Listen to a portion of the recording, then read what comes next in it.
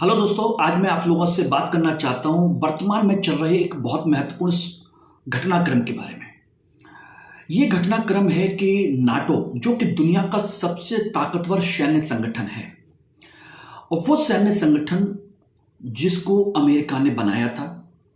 और अमेरिका आज के समय में सबसे बड़ा देश, सबसे ताकतवर देश माना जाता है, या वो अपने आप को मानता भी है। लेकिन अगर क्या हो कि अगर वही संगठन अमेरिका को मना कर दे कि हम आपके साथ किसी युद्ध में शामिल नहीं हैं, तो इसका मतलब क्या है? उसका मतलब है कि क्या वो दुनिया बदल रही है, या नाटो जैसे देशों का, उस संगठन के देशों का अमेरिका से भरोसा टूट रहा है, या नाटो कमजोर हो रहा है, या फिर ट्रंप ने कोई गलत नीति अपनाई हुई है। तो दोस्तों, ये घटनाक्रम पता है किसका है? ये घटनाक्रम है अभी अमेरिका और इजराइल ने जो ईरान पर अटैक किया उसको लेकर के। और अमेरिका चाहता था कि नाटो के संगठन के जो देश हैं वो उसका साथ दें, लेकिन ऐसा नहीं बन पाया। अब ये स्थिति ऐसी बन रही है कि क्या इससे हम वर्ल्ड वार की स्थिति समझें कि वर्ल्ड वार 3 स्टार्ट होने वाला है, या फिर दूसरा कोल्ड वार शुरू होने वाला है। आज इसी मुद्दे पर हम लोग चर्चा करेंगे, सभी पहलुओं को समझने की कोशिश करेंगे, और बिल्कुल सरल और सिंपल भाषा में मैं इसको समझाने की कोशिश करूंगा कि आखिर नाटो ने अमेरिका का साथ क्यों नहीं दिया, इसके पीछे की असली वजह क्या है, और इसका भारत सहित पूरी दुनिया पर क्या असर होने वाला है। इन सभी मुद्दों को हम लोग देखेंगे। तो देखिए, चलिए चलते हैं इसके अगले पहलू की तरफ। देखिए, ये बात तो हमने बिल्कुल अच्छे तरीके से समझ ली है कि अमेरिका और इजराइल दोनों ने मिलकर के ईरान पर अटैक किया। ओके, अब अमेरिका चाहता है कि नाटो इस युद्ध में उसका साथ दे, लेकिन नाटो के संगठन के देशों ने बिल्कुल पूरी तरीके से मना कर दिया कि नहीं, हम आपका साथ नहीं दे पाएंगे। इसी वजह से ट्रंप काफी गुस्से में, और उन्होंने नाटो को कावर्ड्स तक कह दिया। अब बात आती है कि आखिर ऐसा क्यों हुआ, किस तरीके से हुआ। तो सबसे पहले हम जानेंगे कि आखिर नाटो क्या है। देखिए, नाटो आपके द्वितीय विश्व युद्ध के बाद, जब दुनिया शीत युद्ध के दौर में 2 भागों में बट गई थी, एक तरफ यूएसएसआर और एक तरफ यूएसए, रशिया का यूएसएसआर और अमेरिका यूएसए, दोनों तरफ बट गई थी, और समाजवाद और पूंजीवाद का एक द्वंद्व चल रहा था। उस समय पर समाजवाद के प्रसार को रोकने के लिए, यूएसएसआर के प्रसार को रोकने के लिए अमेरिका ने 1949 में जो पश्चिमी यूरोप के जो देश हैं उनको सुरक्षित रखने के लिए एक संगठन बनाया था 1949 में। उस संगठन का नाम है NATO, North Atlantic Treaty Organisation. और इसका मुख्य उद्देश्य था कि डिफेंसिव तरीके से अपनी नीति को आगे बढ़ाना, यानी कि कलेक्टिव डिफेंस, अपनी सुरक्षा करना।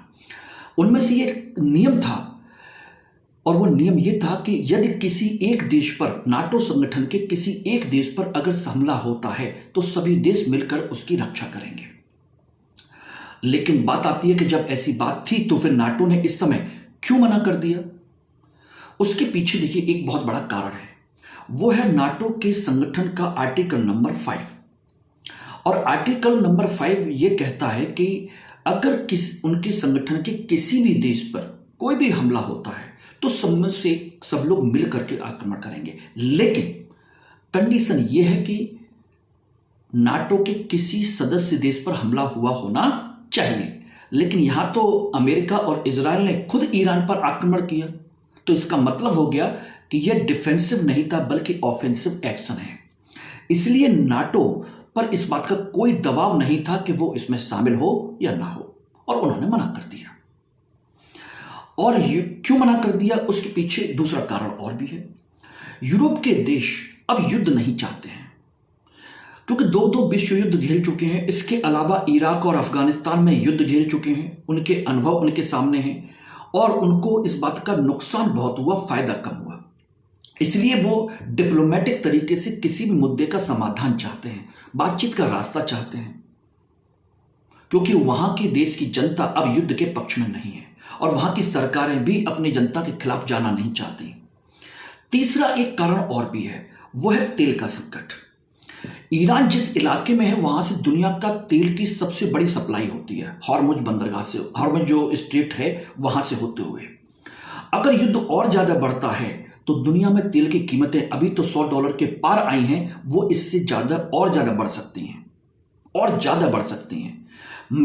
तेल ही नहीं बढ़ेगा, महंगाई भी बहुत बढ़ेगी और पूरी दुनिया की अर्थव्यवस्था पूरी तरीके से प्रभावित हो जाएगी, क्योंकि क्रूड ऑयल के साथ साथ में वहां से निकलने वाले कुछ अन्य पदार्थ भी हैं, जिससे हमारी प्लास्टिक से और बहुत सारे वैसलीन वगैरह जैसे प्रोडक्ट हैं या टूथपेस्ट जैसे अन्य प्रोडक्ट हैं, उस तरह की चीजों के लिए रॉ मटेरियल भी उसी से आता है और बहुत सारी चीजों का हमारा निर्यात भी होता है। तो ऐसी कंडीशन में सोचिए पूरी दुनिया की अर्थव्यवस्था इससे तबाह हो सकती है, उस पर इफेक्ट पड़ सकता है। तो ये तीसरा बड़ा कारण था। एक चौथा और कारण था, अमेरिका और नाटो के बीच एक भरोसे की कमी भी थी। ट्रंप पहले भी नाटो के देशों पर कई बार आरोप लगा चुके हैं, जिसकी वजह से कहीं ना कहीं इनके जो रिश्ते हैं, आपसी रिश्ते कमजोर हो चुके थे। इन सभी वजहों की वजह से ही नाटो को मना करना पड़ा। अब आती है कि वर्तमान की स्थिति क्या है। देखिए, नाटो इस युद्ध में पूरी तरीके से सीधे सीधे शामिल नहीं है। कई देश इनके साथ इनडायरेक्ट सपोर्ट देने के लिए तैयार हैं, लेकिन कई देशों ने कहा कि हम सीज फायर के बाद आपको सहायता करने के लिए तैयार हैं, लेकिन युद्ध में शामिल नहीं होंगे। कई देशों ने तो अपने सैन्य ठिकाने इस्तेमाल करने से भी मना कर दिया। बाद में कह रहे हैं कि हम करने को तैयार हैं, लेकिन हम बाद में करेंगे आपकी सहायता। यानी कि वो इनमें से कोई भी देश सीधे युद्ध में कोई कूदना नहीं चाहता। तो ये थी एक बहुत बड़ी वजह, बहुत बड़ा मुद्दा।